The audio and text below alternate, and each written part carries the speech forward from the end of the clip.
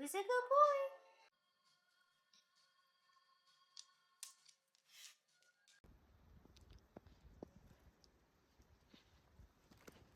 Very random, but I just had the most irritating run with Ace, and I always feel like I'm a monster because I will have to discipline him, and I'm not overly harsh. It's just, you know, he's a lab and he's young and unruly sometimes, and he's just so excited about the snow, not realizing that if he goes too quickly, I'm gonna die. It's like we paraded our dirty laundry all through the neighborhood because I don't know, it's like we were having our fights public. Like all of our issues were things that we couldn't keep behind closed doors. Oh, God. Just is always, woohoo! Good hair, good hair. It's always upsetting to me when I come home, and I always tell David what grade Ace got for his run, you know, so he gets like an A minus, and I try to grade on a curve. But today was definitely a D. It was a D day. Oh man, so much for washing my hair and kind of blow drying it this morning. Oh gosh. All right, well, I gotta go downstairs and make up with Ace. He got plenty of treats on the run. It's more for myself than it is for him. He's forgotten about it. He forgot about everything 2 seconds after it happened. Meanwhile, she's over here being just perfect. She hates when I try to take her picture. And I think she just doesn't know what's happening right now, but I can see it in her eyes that she's starting to catch on that this is just like one long picture that I'm taking of her. She detests it. Sorry. I love you. Yeah, I thought I would do a little reading update. I never know how these videos are going to be put together or go, and I will always apologize if they're totally nonsensical. Who's texting me? Go away. Hey, pretty girl. I finished The Hunter, and I'm probably going to have put that final wrap up at some point in this video. And then in terms of other books I finished so far, it's really just The Favorites by Layne Fargo. I listened to that one on audiobook. The book is it is a journalistic account of figure skaters, although they're called ice dancers, I think. Again, I still don't know the difference. It's about a couple who become very famous in this very niche world. It's told through the lens of multiple people. So in the audiobook, you have a number of actors who are playing the different characters, which is part of why I think it works so well.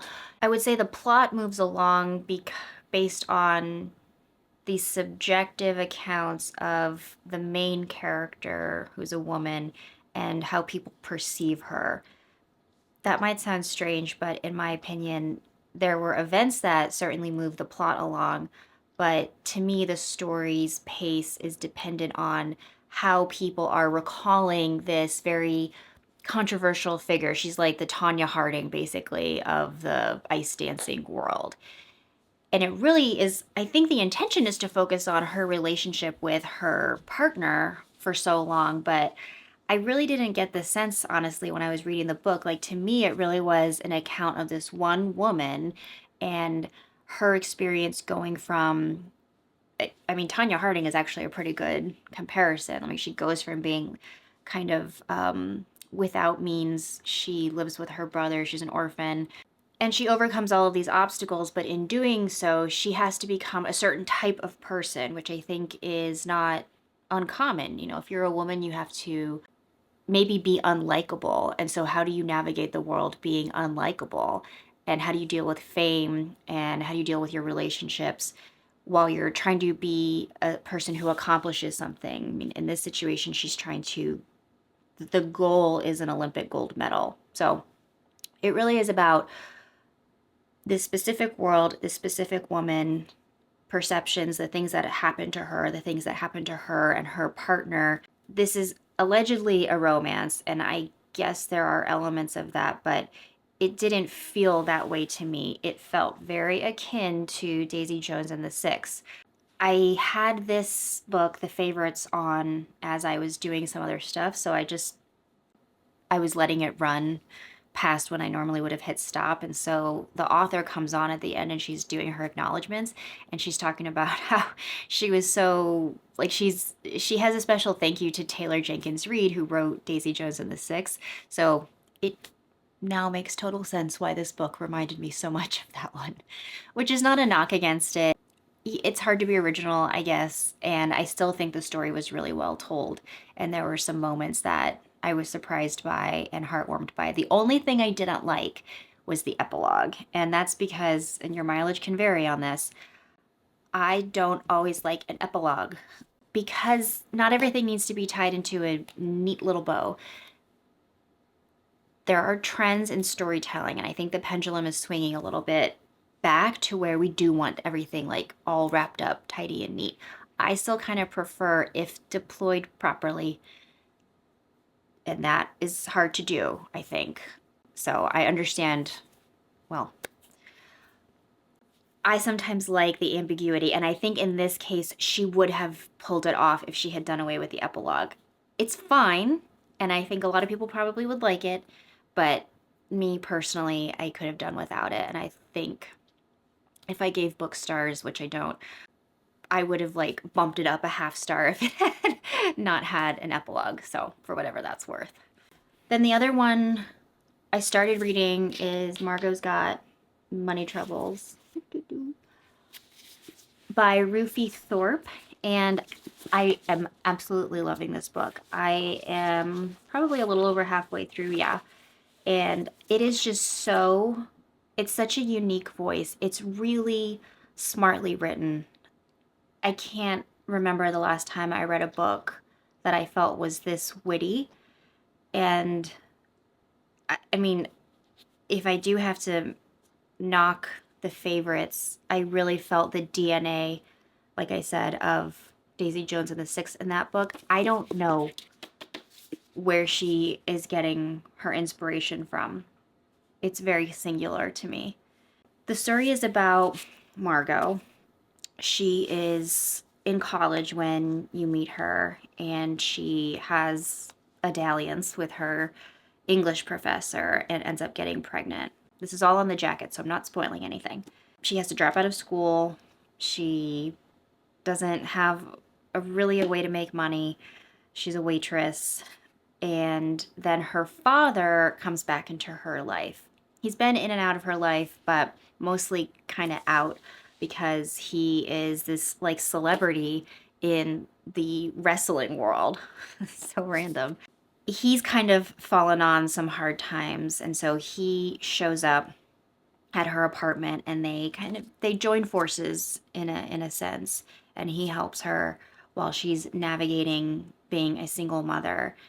And in the course of this, she discovers OnlyFans and realizes that this is probably a very potentially lucrative way to make money, which is, as the title suggests, what she needs.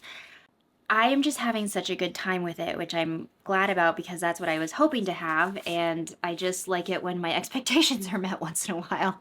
I can't say much more about it right now because, number one, I don't want to spoil it, and I do want to have maybe a more organized way to present this book so that I'm not undermining it. But I will say, if you are looking for a book that is just, it's fun, but it has some gravitas to it, I would say. I mean, there's emotional underpinnings in the story that allow the humor to work as well as it does, if that makes any sense. Like, some things can't be funny if there's not some gravity behind it, in my opinion, with the kind of story that this author is telling. So you have a really interesting juxtaposition of something really intense is going on, but then the way like one of the characters is perceiving it. And keep in mind, I mean, she's a young girl. She's 19, I think, in the book. And so even at 19 years old, she's not truly able to always process things the way that somebody who's much older would be able to, which is not, not a dig at 19-year-olds. I would say this about myself at 19. I was super immature, and she's very mature, but just her version of mature. Like, she's mature relative to a 19-year-old, if that makes any sense. Anyway, I will give a proper update once I'm done with it, but I really, really like it so far. And even if I hate the ending, which I hope isn't the case, but it's, oh God, it's so common with me. I'm always like, ugh, ending. Even if I don't like the ending, I think I will have enjoyed the journey so much that I'll be able to forgive it. Okay, and then finally, I have this Kristin Hannah book, The Nightingale. I've read this book twice, and I have it because I had to buy it again because I was going to go to a book club thing, and that's a whole long story. I didn't end up going to the book club thing. My mother really liked Kristin Hannah, as I think a lot of moms do. I have very mixed feelings on Kristin Hannah, and so I know she's so popular, so I feel like this is, I'm not even trying to be controversial. I've had these feelings for a long time. I really liked The Nightingale when I first read it. It's so up my alley in terms of the subject matter. I studied World War II, specifically like Nazi Germany and pre and post and all kinds of things in college. Like it was my niche major for history. But I read it one more time since then, and I've started to read it again. And the problem I have with Kristin Hannah is I feel as though she's sort of a juvenile writer. She's talented, make no mistake, but I don't feel like her writing is, it does not warrant the praise that she gets. And I think because it's readable, that's probably a good part of why she's so popular. I have read a number of Kristin Hannah books. My favorite one probably is The Great Alone. I haven't read that one again since I first read it several years ago, like right when it came out. I'm curious how I would think about it now. But I read The Women it was last year, and I felt the same way. Like I just thought it tried to be something that it ultimately wasn't, and I don't think could be. I don't think that's really a hot take at all. I have a feeling that people feel that way about Kristin Hannah. And one of the things too, like with a topic like the Vietnam War, there's probably so many better books from superior authors you could read. I feel badly because it's like I couldn't write a book like this, so take everything I say obviously with a grain of salt. I'm nobody. I'm just some girl on the internet talking about books. So I don't know anything. If I compare, and they're not comparable, but if I compare these two books, this one is a writer who knows what she's doing, and this one to me is somebody who is trying to be a writer and is smart enough and talented enough to be successful, but I just think it's superficial. Maybe that's the bottom line. 'Tis superficial, and thus it kind of just turns me off. But I'm going to try to read this one again because I do remember really liking The Nightingale when I first read it. And I want to have not a snobby opinion about something that I could never do. So anyway, yeah, that's my reading update for now. And hopefully I'm starting to feel like my reading energy coming back. I've just had so many other things going on. But I really do hope to continue on in this trajectory. Hi, sweetie. I think part of it too is that a lot of times I will read a couple of books at a time, and right now it really is just I can only do one at a time right now. Okay, she's upset. We gotta go downstairs so that she's not cooped up in here with me, listening to me just talk nonsense all day. I just need to say, when I say Kristin Hannah's writing is superficial, what I mean is she picks a topic that is like the Vietnam War or the Holocaust, and she writes what she thinks that she should write, even though she tries to take an angle that seems somehow different or unique or outside of the box. So The Women is a good example of that, where she's trying to uplift the voice of the women who served in the military. And I think that that's, a valiant effort, because I think in that respect she succeeded, but ultimately she kind of falls back into a lot of just, it's like writing with platitudes almost, if that makes sense. I say that so many times. Maybe I should just start making sense. It's like she covers the bases of, if you're going to tell a good story about Nazi Germany and you want to write about women, these are the beats that you have to hit. It's formulaic. Maybe that's a better way to explain it. And I don't think that it offers new perspective. When I say those other books, Margo's Got Money Troubles and The Nightingale, aren't comparable. They're not comparable in the subject matter, but I mean, you can compare writing. And so I do think whereas one has a very clear voice, I don't think that Kristin Hannah does. She is the voice of a woman who is telling some stories in a compelling way, in a very readable way. And the topics are inherently interesting, but it's not offering anything new. It's like a book that tries too hard. It's a try hard book. If anybody knows who Allison Bornstein, I can't remember her name, but she is a pretty well-known stylist. I'm pretty sure she lives in LA. She uses a 3-word method to describe your style, and from what I understand, it's how she gets started with her clients.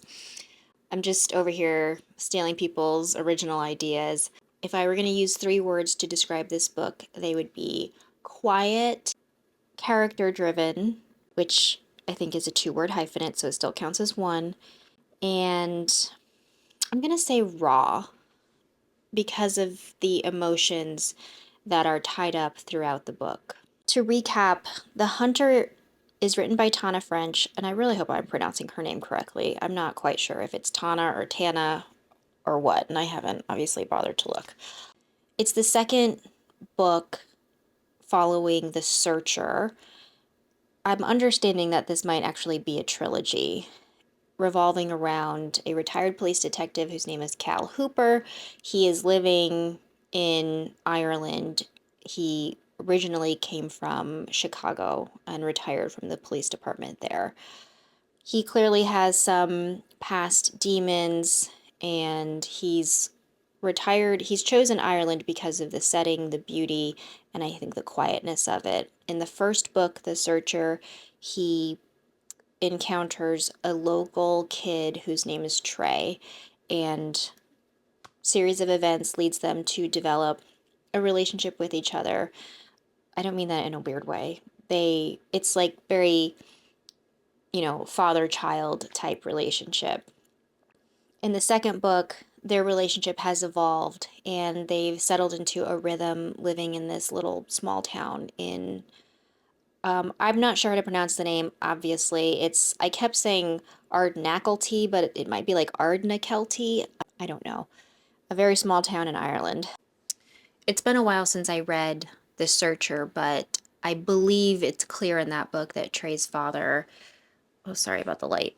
Trey's father is alive, but he's just not present. She lives with her mother and several of her siblings.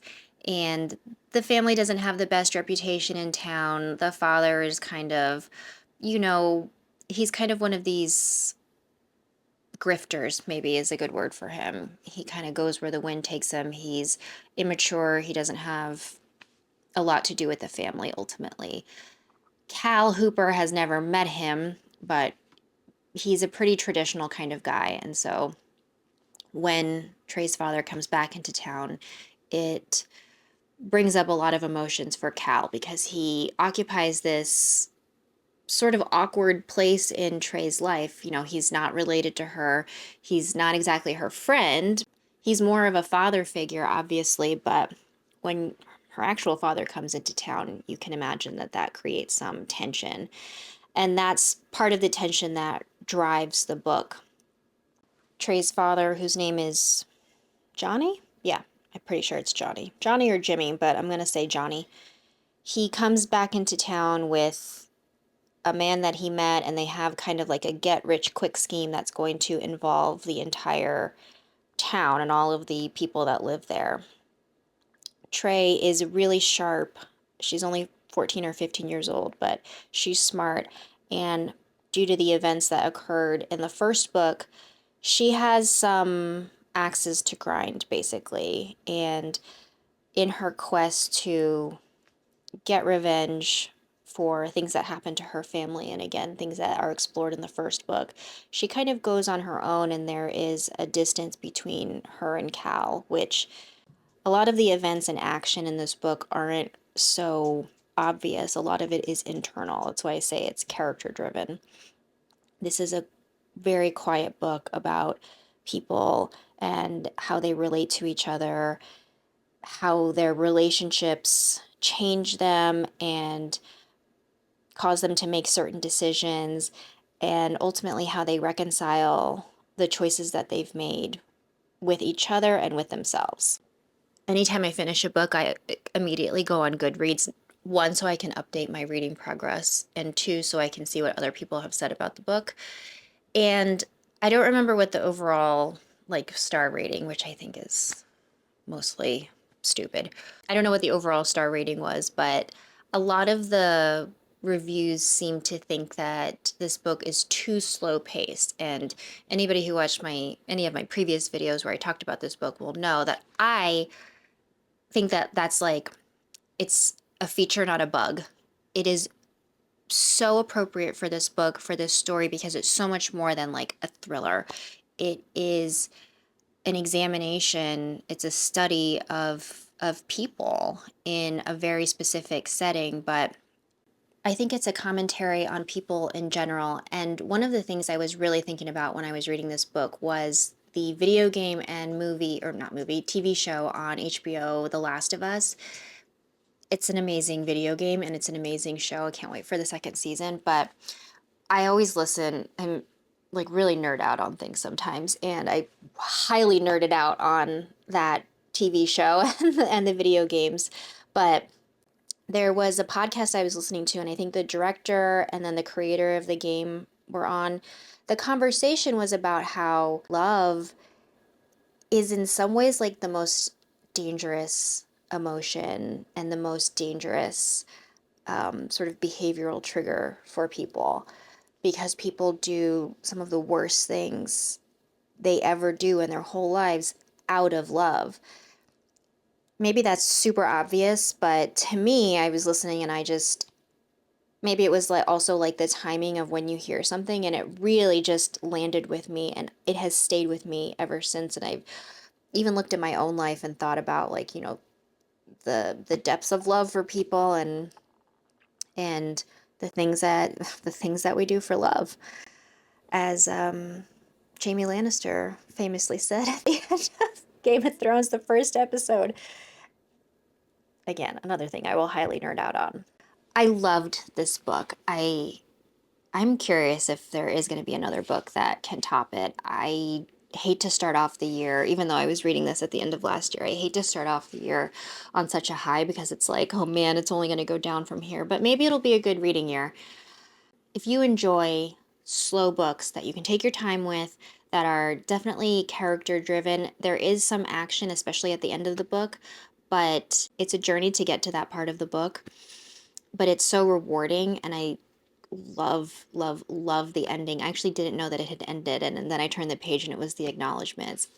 I don't know. There's just something really satisfying to me about that. It's not everybody's cup of tea.